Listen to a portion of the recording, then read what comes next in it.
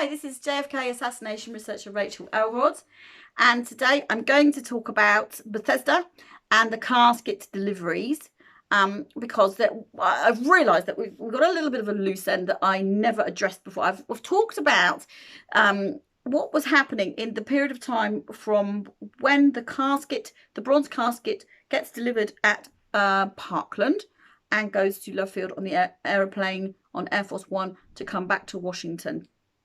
So this is a little bit further on, a development on into our research to just kind of talk about what was happening at that kind of end of the day, as it were. Now, if you've been following our research, you will know that we discovered that the bronze casket that O'Neill's funeral company, Vernon O'Neill, supplied at 140 at Parkland was delivered to Air Force One, but it was delivered empty.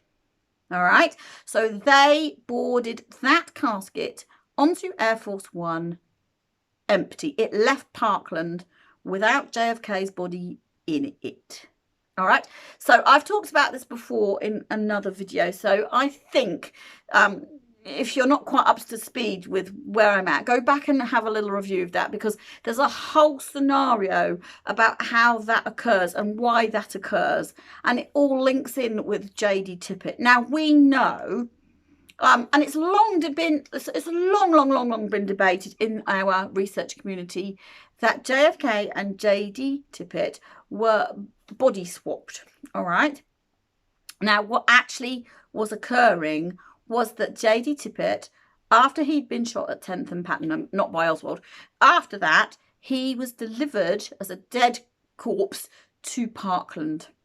And what they actually did was they loaded JFK's body and JD Tippit into the same casket, very unceremoniously, gruesome, probably head to toe, wrapped in a body bag, wrapped in the sheets, all of that.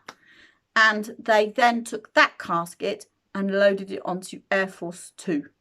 Okay, so, and on Air Force Two, they were worked on by the CIA embalmer, body reconstruction expert, John Melvin Liggett.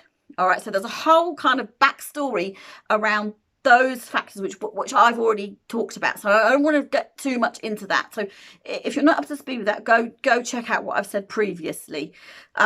So we know then that casket, the bronze casket on Air Force One, is empty, which means that when it's offloaded at Andrews Air Force Base, it is empty.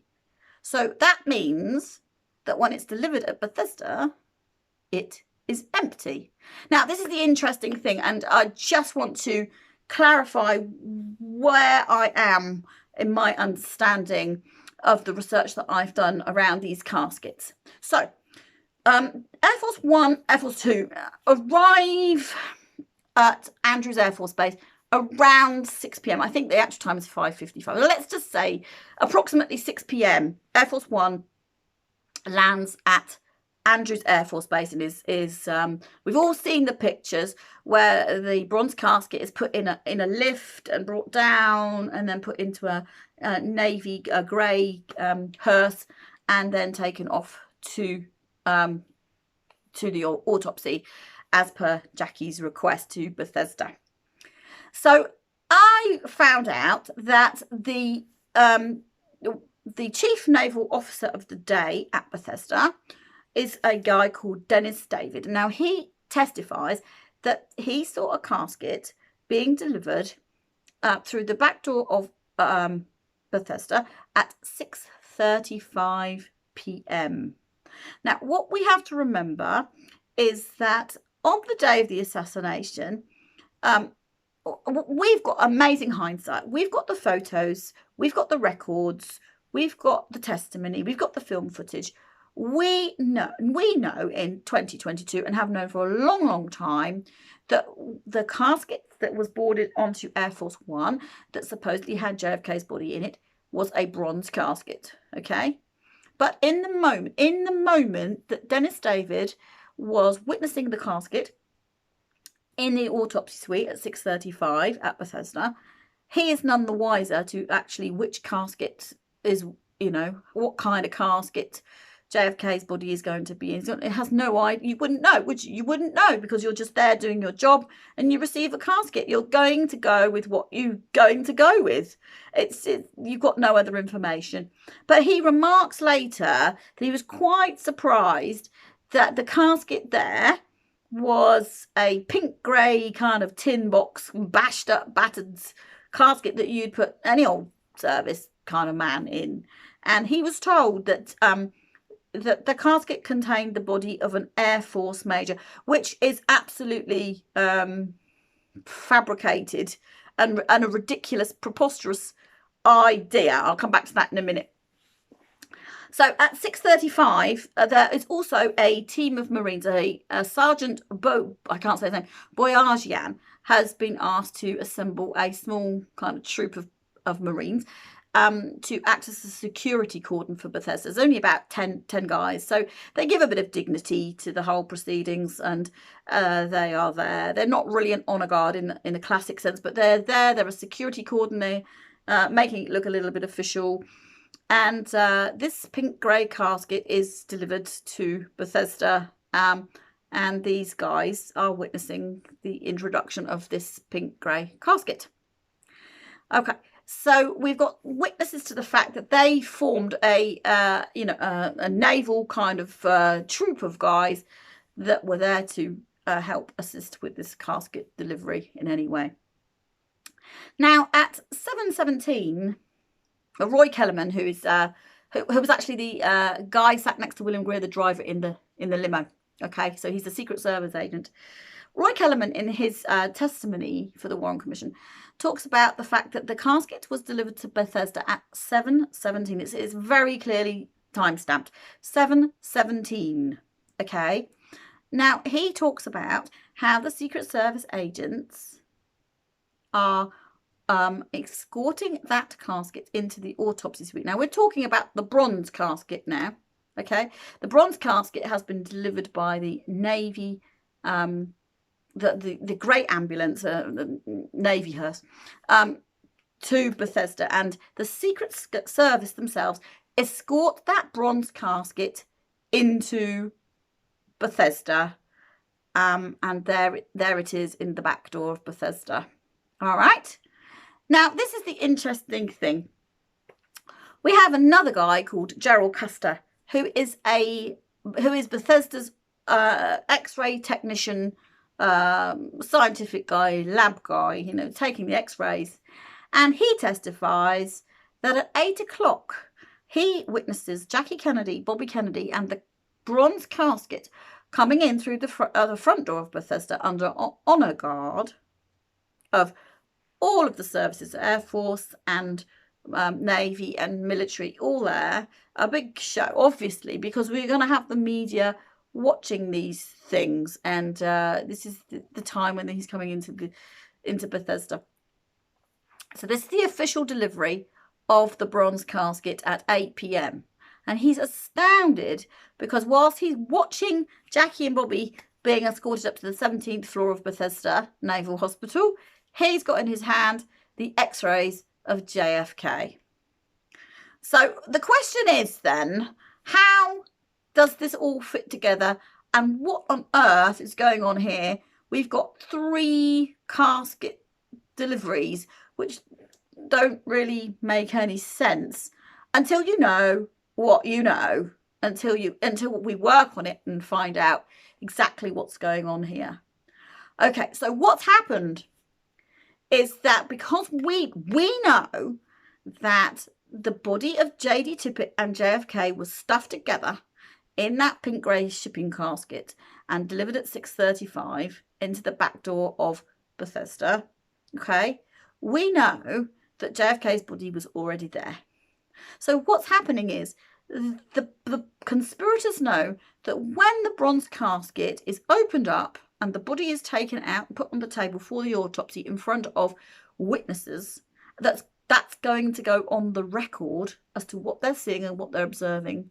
His body has to come out of, obviously, of the bronze casket, but it isn't in the bronze casket. It's arrived in the other casket. So you've got to have a situation now Well, we've got to have the bronze casket delivered to Bethesda so that his body can be reloaded back into the bronze casket, okay, put back into the hearse, round the block or the perimeter of Bethesda maybe once or twice, and re-delivered. And that is exactly what has occurred here. Exactly what has occurred here, because there would be no other reason to have this, you know, merry-go-round with the caskets. Why else would we have that? And it's completely documented, it's completely on the record. You can go check this out for yourself. This first came to my attention because I read this book by the Kennedy Autopsy by Hornberger. Fantastic book. I read this a couple of years ago, but I won't take his word for it. I went and checked out the information for myself about these 3 casket deliveries, and yes, absolutely. What I'm saying is there were 3 separate casket deliveries to Bethesda, and this is the reason why. Now, okay, so why would we need to have JD Tippit at the autopsy? Why would we need to have JD Tippit as a body double? And what was going on there? Because surely there are markers on a body that tell you which body is which and all of those things. Well, my understanding is that they needed to have something photographic to give to the people as part of the autopsy procedure. And they needed to have a body there which showed the wounds to the head, exactly how they had planned out that the narrative was going to be told. Now, if you know anything about our research, Richard and I, you will know that we already have pinned down and really kind of understood now that JFK was shot in the back of that limo by Jackie Kennedy up through the left side up here. The shot came right out the top of his head. Okay, now I've talked loads and loads and loads about that, and I know it's very controversial, but we have got so much evidence that that is the case now. Obviously, if you've got a body that has got a bullet wound here in the left side, damage to the left side or the shoulder, there's another wound somewhere here. She shot him twice, because I feel she shot him again under the underpass, and that's what the whole swap over is with the magic bullet C399, and Tomlinson found the bullet on the stretcher, and I've talked about that too.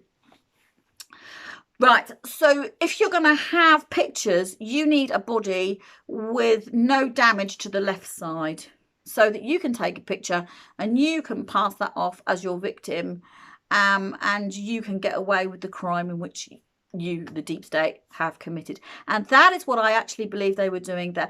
They have taken pictures of JD Tippit to show him on the clean side and made him up to look like JFK. Now, when we review those photographs, it looks to me like very much like JD Tippit. In profile, the chin and the nose and the ear. I mean, the ears are very definitive on a person. But really, Richard pointed out as well that we know that JFK had a tracheostomy here, where they cut the neck open to take out, or put a tube in because he couldn't breathe. And some people do feel that JFK was shot there, so that was an opening of a bullet wound. So I want you to go and review the pictures for yourself, because in the picture that the body is laid out there, and we know that this is JD Tippit, because a side profile, the tracheotomy wound does not appear in the same location, just under the Adam. I haven't got one. Under the Adam's apple, it is in JFK's picture, but in the picture of the left side profile of the body, that doesn't seem to be in the right place. So I want you to go and check that out for yourself, okay? Because this will conclusively show you that what I'm saying here, what we're presenting here, is the accurate what has occurred here. Okay, so listen, I don't have concrete hard evidence, okay, of what I'm telling you, because this is a cover up. You can't have concrete hard evidence in a cover up, obviously, because it's a cover up. They wouldn't let that come out. So what we have to do is we have to use the known evidence, and we have to look at it, and we have to say, well, why did this happen? Why did we have 3 casket deliveries? That seems ridiculous. Okay, why did we have pictures with the tracheostomy wound in the wrong place? Why have we got this? Why have we got this? And when we start asking those questions, and then we start putting all of those pieces together, we come to one big picture conclusion. And that's really what's happening here. This is the way in which Richard and I kind of had our discussions and worked things through. We talked about this investigation every single day for 4 years. We were always discussing different points of view, different things, and we were forming an idea and a conclusion based on evidence we were researching out. And that is how we work together as a team. Okay, we had a conversation about it. It was ongoing all of the time. All right, and that's how we came to our conclusions. We are not going to get every single thing ticked off the box, because there just isn't concrete evidence for every single last thing. But what we have to do is we have to use the known evidence, and we have to check it in and link it together, and it brings together a conclusion. So the conclusion is that Jackie Kennedy shot JFK up through the left side. And that is what is being covered up here. That is the ultimate in the cover up here. And I'd also like to say that everything to do with the autopsy, all of the evidence that we have on record, all of the photographic stuff that's reported to be autopsy photos, every single thing is completely invalid. I don't care about any of it. As far as I'm concerned, we can just strike the whole thing off the record. And the reason is because, the first reason is because that body was removed illegally from Dallas. Whatever else we're going to say about it, that body was removed illegally from Dallas. And so therefore, any autopsy from anywhere else, it doesn't matter that it was the president. It doesn't matter that it was in a naval hospital. It doesn't matter that there were 3 people present, surgeon, military people present. That doesn't matter. The whole thing is illegal. So the whole thing doesn't count. None of it, none of that autopsy stuff counts. There very likely were 2 autopsies anyway, because it's obviously somebody got that body out of the box. Okay, there's 2 bodies in that box that it was passed off as an Air Force major. Well, that's ridiculous, because if you've got the body of the president arriving, you're not going to have any other bodies anywhere near that post-mortem area whatsoever, because if you're doing things properly, legally, in procedurally correct, you're not going to have any cross-contamination or any risk of any cross-contamination whatsoever. And anybody else can wait their turn in cold storage. It's not a life and death matter. The guy's already dead. And what is an Air Force major? Listen, what is an Air Force major doing having his autopsy in a naval hospital under Marine Guard? Doesn't fit, does it? Doesn't fit. So these are the kinds of things we can work out. Just by, if we just observe and listen to what's really being said, we can work out that we're being lied to. And that's really, really important to think about these things, isn't it? It's really, really, really important. Because I'm sick of being lied to. I want to get to the truth of all this stuff, and so did Richard, very, very much so. So we've got 2 bodies in the autopsy room. There's cross-contamination right there. They looked at the body before the official autopsy began. Was that an unofficial autopsy? It's a mess. It's a complete mess. Humes, one of the forensic pathologists who wasn't trained in pathology in the way he needed to be to conduct that kind of autopsy anyway, none of them were, burns his first set of notes. I mean, the list of incompetence throughout the day from all of these agencies just goes on and on and on and on. We've got the Dallas police incompetent. We've got the FBI incompetent. Now we've got medical forensic pathologists incompetent. We've got military people incompetent. And we've got 3 deliveries of a casket. If it just goes on and on and on. So we can throw out all of the autopsy stuff. There's likely 2 autopsies or 2 records of 2 different autopsies. The brain was removed and re-examined another time. Well, we don't even know then. How can anybody verify that that was JFK's brain or somebody else's brain if it's not taken out of the body on the day and done properly? It could be anybody's brain. It could be anybody's brain that went back to the National Archives and has since gone missing. Or taken by the Kennedy family. It is just the murder of the century. A president, you know, the guy that you're setting up to put into custody and potentially give the electric chair to. He, already been apprehended by the Dallas police, already been charged, and this autopsy scenario is just being completely mishandled. Start to finish, none of it counts. It is a complete farce. A complete farce. Now, I'm going to be really controversial now. I'm going to be really super controversial. Rich and I were talking about this right to the end, but it's going to get us thinking a little bit. Jackie Kennedy arrives at 8 p.m. whilst the bronze casket is being delivered for the 2nd time under military honour guard through Bethesda's front door, is then escorted up to the 17th floor of Bethesda, and she's holding Bobby Kennedy's hand here. Now, my gut feeling, and it is only a gut feeling, this is my speculation, I'll just make that clear, is that once they get to the 17th floor, they then have some kind of handover meeting, some kind of debriefing meeting where all of the first-hand evidence is starting to come in and are starting to evaluate how far the narrative has gone on track. Some of the first early photos are coming in. The Zapruder film has already gone wherever it's gone. People are looking at that. All of these things are coming in.